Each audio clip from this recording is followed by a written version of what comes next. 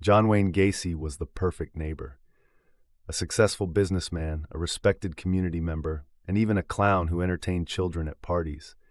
But behind the painted smile was a monster, a predator who murdered at least 33 young men and boys, burying most of them beneath his own house.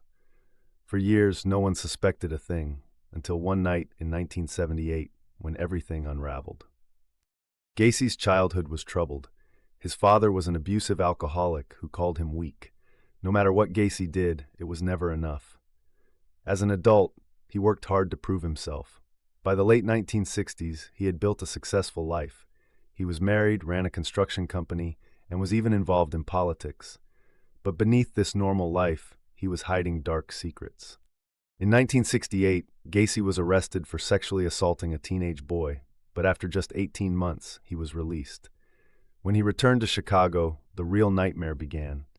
His victims were young men and boys, lured in with promises of work or money. Once inside his home, he handcuffed them, tortured them, and strangled them, then buried their bodies under his house. The smell of decay filled the air, but Gacy always had an excuse. It's just a plumbing issue. Neighbors believed him. No one suspected the truth. Gacy lived a double life. By day, he was a community leader, dressing as Pogo the Clown to entertain kids. By night, he was a ruthless killer. The disappearances continued. Families searched for answers. Yet no one looked at John Wayne Gacy. Then, in December 1978, everything changed. A 15-year-old boy named Robert Peist went missing. He was last seen with Gacy. This time, police took a closer look. Inside Gacy's house, they found a class ring from one of the missing boys, and a smell that wasn't plumbing. They obtained a search warrant.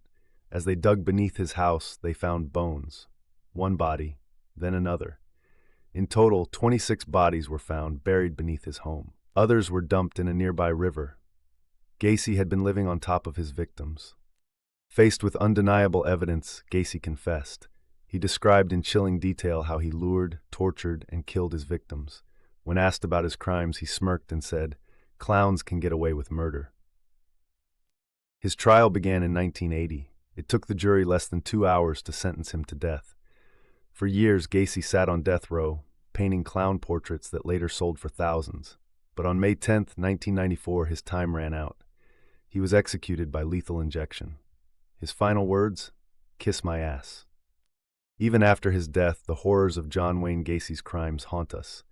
His story is a chilling reminder. Evil doesn't always look like a monster.